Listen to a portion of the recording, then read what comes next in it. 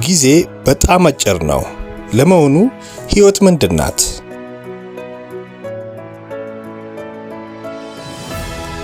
ለአፍታ ታይቶ ድንገት እንደሚጠፋ ጉም ናት። እኔ 20 ዓመት ወጣት ሳለው አንድ ሰው መጥቶ ሕይወት በጣም አጭር ናት፣ እንደ አይን ጥቀሻ ፈጥና ትነጉዳለች ቢለኝ ኖሮ በፍጹም አላምነውም ነበር። አሁን እኔ ይህንን ለእናንተ ብነግራችሁም እንኳን ላታምኑኝ ትችላላችሁ።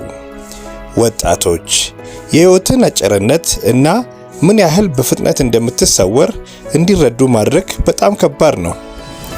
ትላንትና ብቻ ይመስለኛል ትምህርት ቤት የነበርኩት። ነገር ግን እውነታው ይሄ ነው። በዚህ ምድር ላይ ላለን ለእያንዳንዳችን እኩል ጊዜ መጠን ተሰጥቶናል።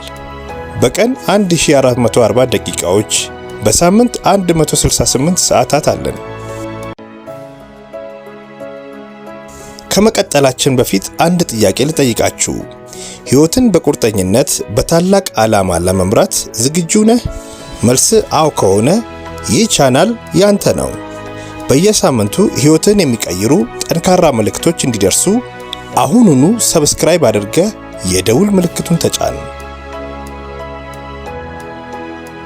የሰው ልጅ በአማካኝ የዕድሜ ዘመን ቢሰላ ከ70 እስከ 75 ዓመታት አካባቢ ነው። ይህ ማለት ልክ እንደ አጭር መጽሐፍት ማለት ነው።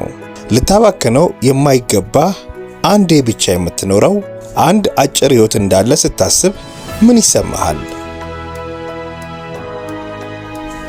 በቅርቡ ያበቃል። እኔ እናንተን ከሆንኩ ዛሬውኑ የሕይወቴን ቅድሚያ የምሰጣቸውን ነገሮች ወይንም ፕራዮሪቲስ እጽፋለሁ። በነፍሱም ላይ ሙሉ በሙሉ እቆርጣለሁ። ትክክለኛና ምቹ ጊዜ አሁን ነው። ልንሰራቸው የሚገቡን ነገሮች፣ ልንማራቸው የሚገቡን ትምህርቶች፣ ልናነባቸው የሚገቡን መጽሐፍቶች ሁሉ አሁኑኑ አንብቧቸው፣ አድርጓቸው። ይህ መልእክት ውስጣችሁን እያነቃቃችሁ ከሆነ እና ጊዜያችሁን በአግባቡ እንድትጠቀሙ ካስታወሳችሁ ይህንን ቪዲዮ ቢያንስ 500 ላይክ እንዲያገኝ የበኩላችሁን አድርጉ። የእናንተ እያንዳንዱ ላይክ ቪዲዮን ብዙዎች ጋር ደርሶ የሰዎችን ሕይወት እንዲቀይር ትልቅ አቅም ይሆናል። የእርሶን ድጋፍና ፍቅር ለሚፈልጉ ቤተሰቦ አሁኑኑ ጊዜ ይስጡ። ለረጅም ጊዜ ልትደውልላቸው ወይም ልትጽፍላቸው አስበ ለዘገየሃቸው ወላጆች እና ወዳጆች አሁኑኑ አድርገው። ልትሰጠው የሚገባህን ዕውቀትና እገዛ አሁኑኑ ስጥ። ለጥናትና ለዕውቀት የምትሰጠው ጊዜ አሁን ነው። ልታበረታታውና ልታግዘው የሚገባህን ሰው አሁኑኑ እርዳው። በሰዓት አቆጣጠር ውስጥ ያለችው እያንዳንዷ ምት አሁን አሁን አሁን እያለች የምትጮህ ይመስላል። የውስጥህን ጥሪ ዛሬውኑ ስማው። ለኔም ሆነ ለነሱ ነገ የሚባል ቀን ላይኖር ይችላል። ምክንያቱም ጊዜ ሁልጊዜም ቢሆን ማስጠንቀቂያ ምልክት ይሰጠናል። ለሁላችንም ቢሆን ጊዜያችን እያለቀ ነው። በሁለት ሐሳብ መካከል ለማዋዠቅና ውሳኔዎችን ለማስተላለፍ ጊዜው በጣም አጭር ነው። በጥርጣሬ ውስጥ አትቁም፣ ወስን። ሰነፎች ብቻ ናቸው ገና ጊዜ አለን የሚሉት። በየቀኑ ጠዋት ጊዜ የተባለው ባንክ ለኔም ለነሱም 86400 ሰከንዶችን በነፃ አካውንታችን ውስጥ ያስገባልናል። የምናጠፋውና የምናፈስበት አዲስ ሂሳብ ይከፍታል። ይህ ባንክ የተረፈን ሳንቲም አያስተላልፍም። የዕዳ መጫኛ ወይንም ኦቨርድራፍት አይፈቅድም። በየዕለቱ የተሰጠህን ሰከንዶች በአግባቡ ካልተጠቀምክበት ኪሳራው የራስ ብቻ ነው። ይህንን መልእክት ሁላችንም ልንረዳው ይገባል። አሁኑኑ ይህንን ቪዲዮ በጊዜ ማጣት ውስጥ ላሉት ነገ እሰራዋለሁ እያሉ ቀጠሮ ለሚያበዙት ለቅርብ ጓደኞች፣ ለቤተሰቦች አጋራቸው። ሼር አድርገው። አንድን ሰው ከእንቅልፉ የምታነቃበት ምርጥ ስጦታ ይህ ቪዲዮ ነው። ይህንን ውድ ጊዜ መልሰ ግዛው። ምክንያቱም የምንኖርበት ዓለም በብዙ ጣውረዶችና ትኩረት በሚሰርቁ ክፉ ነገሮች የተሞላ ነው። የሰውን ልጅ ልብ ሊለውጥ ሕይወትንም ሊያሻሽል የሚችል ታላቅ ዓላማ ካለ እሱን የምታሳይበት ትክክለኛው ጊዜ አሁን ነው። ቀኑ ብርሃን በሆነበት ሰዓት የተሰጠንን ሥራና ተልዕኮ ማጠናቀቅ አለብን። ምክንያቱም ማንም ሰው ሊሰራበት የማይችልበት የሕይወት የመጨረሻ ምሽት መምጣቱ አይቀሬ ነው። በህይወትህ ውስጥ ጸጥታና ሰላም የሚኖረው የምትሰራው ስራ አውቀህ ስታንቀሳቅሰው ነው።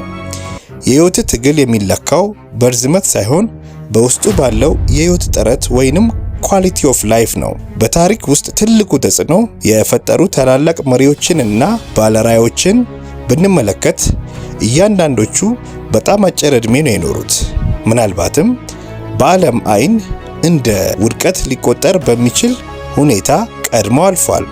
ነገር ግን ህይወታቸው ማጠቃለያ ላይ የተሰጠኝንና ለስራው የሚገባኝን ስራ አጠናቅቄያለሁ ማለት ችለዋል። እስኪ ራሳችሁን ጠይቁ። ዛሬ ህይወታችሁ ቢያበቃ የጀመራችሁትን ዓላማ አጠናቃችኋል? ለምትኖሩት ህይወት ጥረት አላችሁ? ሐሳባችሁን ኮሜንት መስጫው ላይ ጻፉልን። እያንዳንዱን ኮሜንት በግል አነባለሁ። ሌላ 1 ዓመት፣ 5 ዓመት ወይም 10 ዓመት መኖርህ ትርጉም የለውም። ዋናው ጥያቄ ስራዎች ይጠናቀቃሉ ወይ?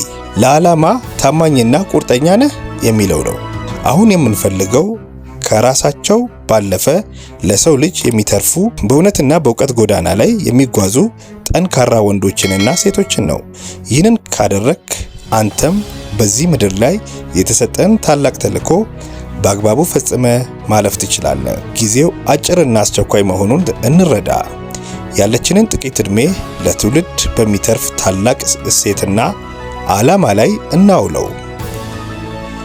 ይህ ቪዲዮ እስከ መጨረሻ ስላያችሁ ተመሰግናለሁ። ጊዜያችሁን በአግባቡ ለመጠቀም ቃል ከገባችሁ ቪዲዮን ላይክ ማድረጋችሁን እንዳትረሱ። ለጓደኞቻችሁም ሼር አድርጉ። ቻናላችንን ሰብስክራይብ በማድረግ የዘወትር ቤተሰብ ሁኑ። በሚቀጥለው በሌላ ቪዲዮ ድንቅና አነቃቂ ታሪክ እስክንገናኝ ጽናት ለሁሉም።